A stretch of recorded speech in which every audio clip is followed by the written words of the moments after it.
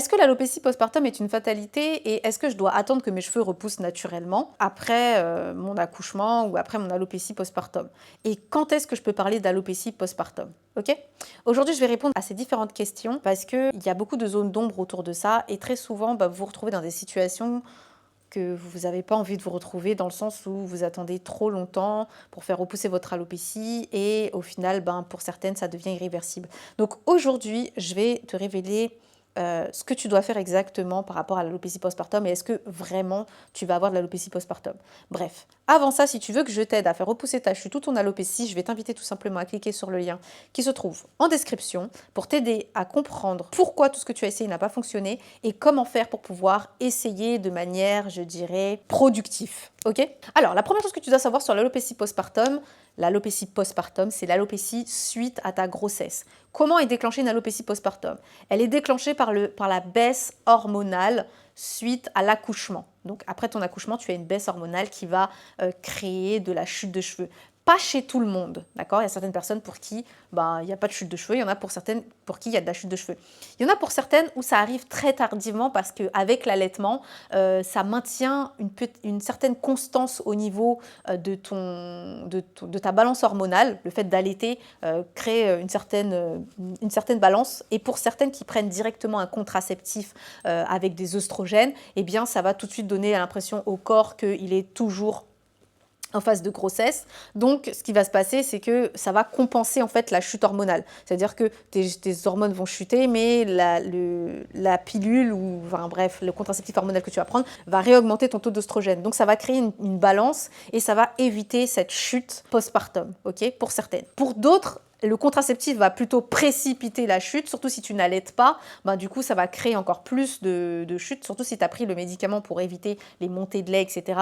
Donc, l'augmentation de la prolactine, ça va drastiquement baisser ton taux d'œstrogène d'un coup, ok? Et potentiellement créer de la chute postpartum. Alors, la chute postpartum, elle est créée par 3 choses. La chute des hormones, les carences nutritionnelles dues au fait que tu ne dors pas assez et les carences nutritionnelles que tu avais déjà pendant ta grossesse. Donc, si tu avais des carences en fer, si tu avais du diabète gestationnel, si tu avais de l'hypertension, etc. Tout ça, ça peut créer de la chute de cheveux.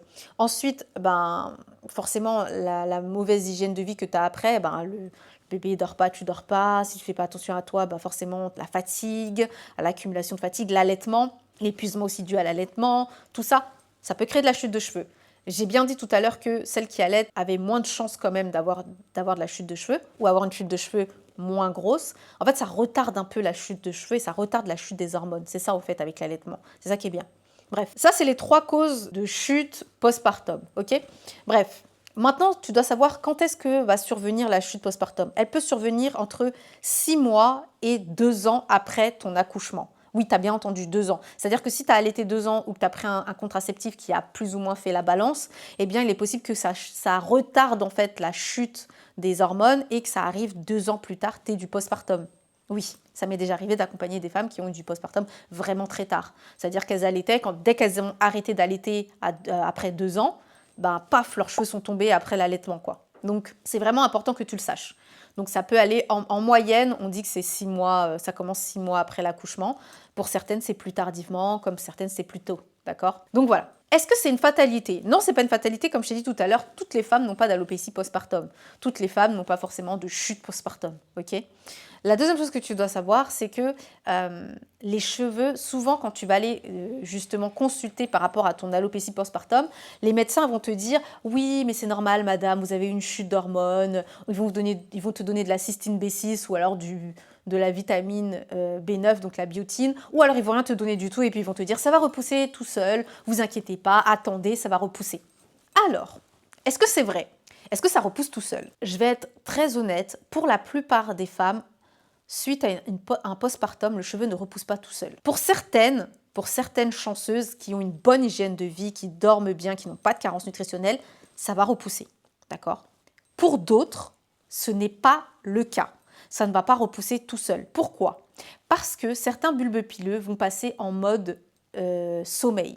Surtout si tu continues à avoir une mauvaise hygiène de vie après ta grossesse. Ça veut dire quoi? Ça veut dire que si, quand tu reprends le travail, ton manque de sommeil est toujours là, tu sautes des repas, tu ne fais pas attention à toi, les soins ne sont pas appropriés en plus en externe, que tout ça ne va pas, eh bien, qu'est-ce qui va se passer?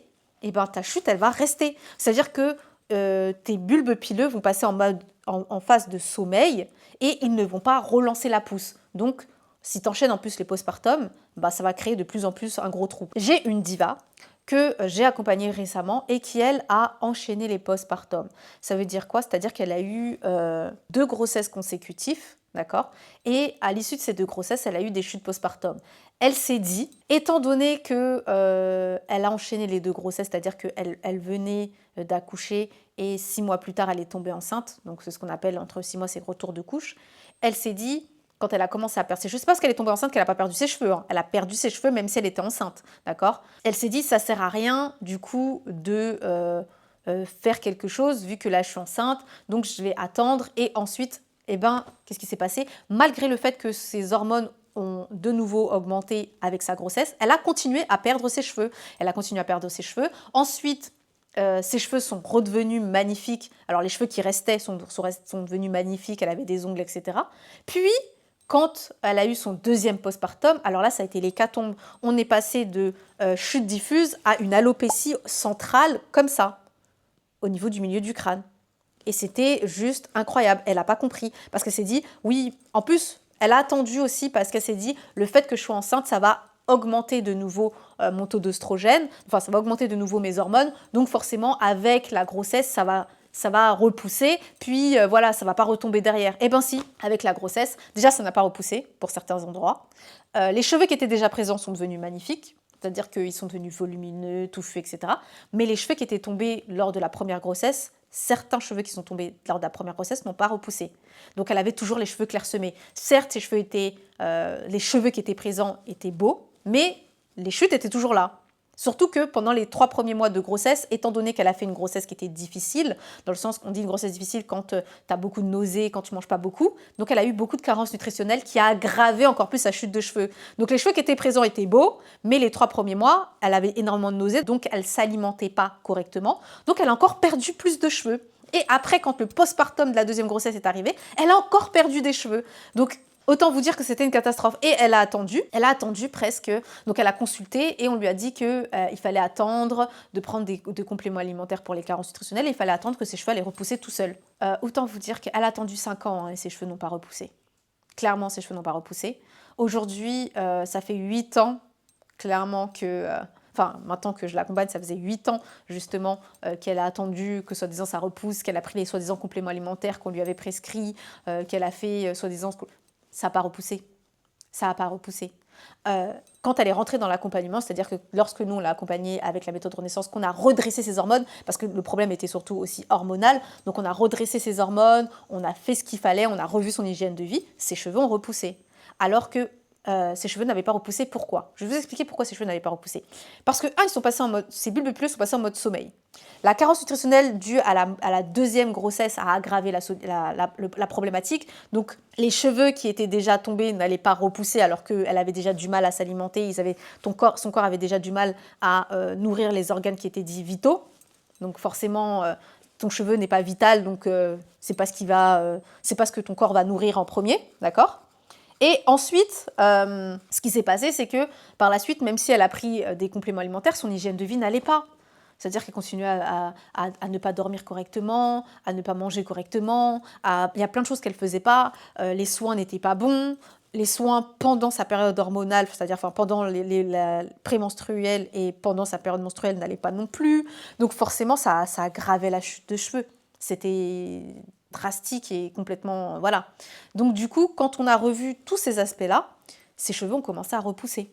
D'accord ? Ses cheveux ont commencé à repousser et puis elle a vu que petit à petit c'était du duvet, puis ça s'est transformé en vrais cheveux et elle a pu totalement récupérer ses cheveux. Alors, elle a récupéré 95% des cheveux, dans le sens où il y a des zones où c'était encore un peu clairsemé.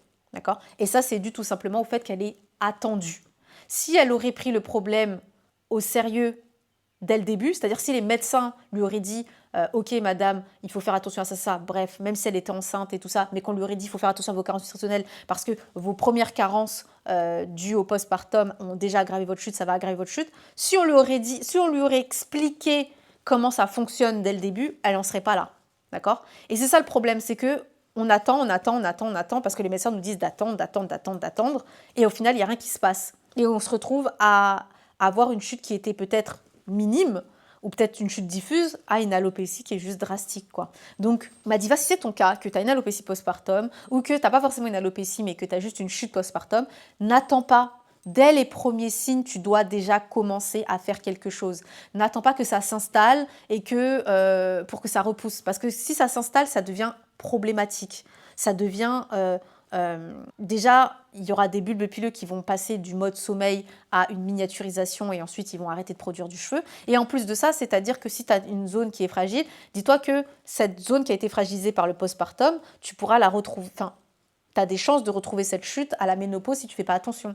Et ça risque de s'aggraver. Donc fais vraiment attention. C'est dès les premiers signes de chute que tu dois mettre quelque chose en place. Il y a des compléments alimentaires pour les femmes qui allaitent, il y a des sérums à mettre en place pour les femmes qui allaitent, il y a un traitement, enfin, il faut que tu fasses attention à ton temps de sommeil, il faut que tu fasses attention à ton alimentation, surtout si tu allaites, tu vois, parce que ça passe, tout ce que tu manges passe dans ton sang, passe dans ton lait, et ton lait doit être de qualité si tu veux bien alimenter ton bébé, ton enfant, bref. Donc il faut faire attention à tout ça. C'est des choses auxquelles on ne fait pas attention, surtout que la balance hormonale se fait pendant le temps de sommeil. Donc le souci, c'est que tu as une chute d'œstrogène qui se fait, tu dors pas bien, donc la balance ne se fait pas correctement, donc tu vas te retrouver avec des hormones, une hormone basse, une hormone qui va être peut-être plus élevée, par exemple le taux de testostérone qui va être élevé, parce que le manque de sommeil fait augmenter le taux de testostérone ou le taux de cortisol, donc tu vas te retrouver avec ça qui va être élevé, inflammation du cuir chevelu, chute de cheveux, aggravation de la chute de cheveux, et etc. Donc il faut faire attention, vraiment attention, et pas croire tout ce que le médecin te dit. Je sais qu'on se dit ce sont des médecins, ils ont cette autorité de savoir de quoi ils parlent. Non, ils ne savent pas de quoi ils parlent. Je préfère te le dire parce que j'ai eu trop de cas où ils ne savaient pas de quoi ils parlaient. Donc non, ils ne savent pas de quoi ils parlent. Non, tu n'as pas à attendre. Dès les premiers signes de chute, il faut commencer à faire quelque chose. Il faut commencer à réguler tes hormones, commencer à faire attention à toi, prendre des tisanes, fais ce que tu veux, mais fais attention. Ok ? Et revois ton hygiène de vie. Voilà. Donc pour conclure cette vidéo, lorsque on a une alopécie postpartum ou une chute postpartum, il est inutile d'attendre. L'alopécie postpartum ou la chute postpartum n'arrive pas tout de suite après l'accouchement, d'accord ? Ne te dis pas que parce que tu viens d'accoucher, oh bah ça fait 3 mois, moi j'ai pas eu de chute, etc. Non, c'est pas pour tout le monde comme ça. Ça peut arriver tardivement. Okay. Surtout en plus si derrière tu vis un choc émotionnel ou une dépression postpartum, que tu as le moral à zéro, ça peut encore plus aggraver la chose.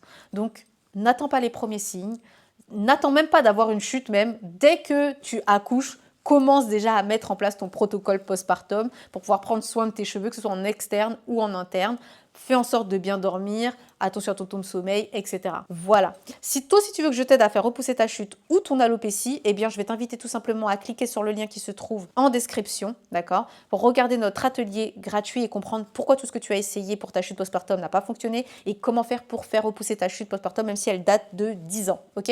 La dernière chose, c'est que si toi, actuellement, tu souffres de chute postpartum ou que tu as vécu le fait qu'on t'ait dit qu'il fallait attendre, n'hésite pas à me dire en commentaire ou me mettre « j'attends plus » en commentaire. Je te fais de gros bisous et comme d'habitude, touche pas à mes cheveux.